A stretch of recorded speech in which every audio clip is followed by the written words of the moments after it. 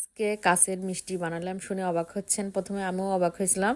Hello everyone, আসসালামু আলাইকুম। কেমন আছেন সবাই? আলহামদুলিল্লাহ, আমি তো অনেক ভালো আছি। তো কাছের মিষ্টি বানানোর জন্য এই যে প্রথমে সাগুদানাগুলো ভিজিয়ে রাখতেছি। আসলে এই মিষ্টির রেসিপিটা আমি অনলাইন থেকে দেখছি, দেখার পর আমার অনেক ভালো লাগছে, তো আমি সেইভাবেই বানানোর চেষ্টা করতেছি। তো সাগু ভিজিয়ে রাখলাম একটু সময়। এখন হচ্ছে দুধটা জাল দিয়ে নেবো, যেহেতু ঘন দুধ লাগবে, রসমালাইয়ের মতন হয়। তো এইখানে দুধ জাল দেওয়ার জন্য উঠাই দিলাম।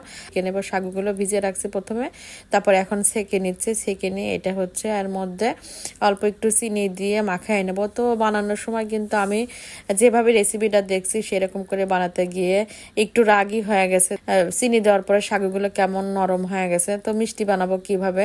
তো তার মধ্যে দেখছিলাম যে গুঁড়া দুধ দেয়। যখন অনলাইনে আমি ভিডিও দেখছি তখন দেখছি গুঁড়া দুধ দেয়। তো গুঁড়া দুধ দেওয়ার পরে এত তো গুঁড়া দুধ দিয়ে এগুলো শক্ত করা সম্ভব না। তো দুই জায়গায় দুই আইটেম করলাম, একটা লাল করলাম আর একটা হচ্ছে সাদা সাদা করলাম। তো এর মধ্যে হচ্ছে কাজু, কিশমিশ, এলাচ, তেজপাতা দিয়ে দিলাম। দিয়ে দেওয়ার পর ওইভাবে মাখানোর পর যে একটু দিয়ে দিয়ে দেখতেছে ঠিক হয় নাকি। দেওয়ার পর দেখলাম যে না, ওইভাবে হয় না, মিষ্টি আকার হয় না। তো আমি একটু নিজের থেকে বুদ্ধি বের করলাম যে আসলে বুদ্ধি না থাকলে কিন্তু কোনো কাজে এগোনো সম্ভব না। সেটাই ভাবলাম যে বুদ্ধি বের করে টোসের গুঁড়া করে একটু দিয়ে দিলাম, কারণ আটা দিলে কিন্তু আটা আটা হবে, আর টোসের গুঁড়া দিলে কিন্তু খারাপ হবে না। এটা ভেবে আমি টোস গুঁড়া করে নিয়ে যে সাগুর মধ্যে দিয়ে একটু শক্ত করে মিষ্টি আকার করে নেব। তো যখন মাখাইলাম দেখি না অনেক সুন্দর হয়। তো এখন হচ্ছে মাখায় একটু ঘি দিছি, কিন্তু ঘি দিয়ে এখন এই যে গোল গোল মিষ্টির মতন করে নিচ্ছি। তো হাতে যখন আমি ফুড কালার দেওয়া হয়েছে তখন এই যে এইখানেও কিন্তু একটু লাল হয়ে গেছে, মানে আমি জিনিসটা খেয়াল করতে পারিনি, মাখায় নিচ্ছি ভুল করে, সাদাটাও মাখায় ফেলছি।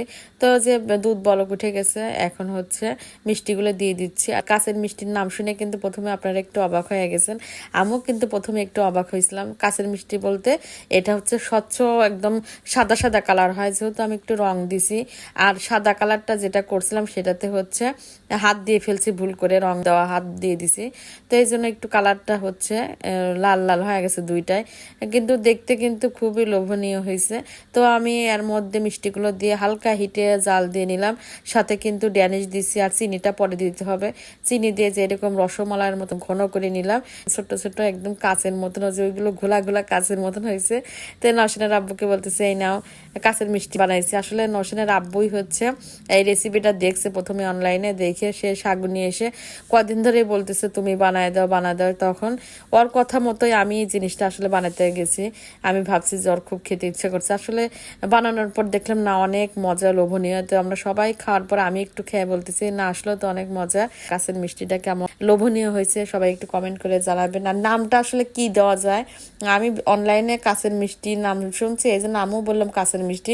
আসলে আমার মনে হয় সাগুদানার মিষ্টি বললে বেশি ভালো হবে। তো আমার সাথে একমত থাকলে সবাই কমেন্ট করবেন। সবাই ভালো থাকবেন। আল্লাহ হাফেজ, আসসালামু আলাইকুম।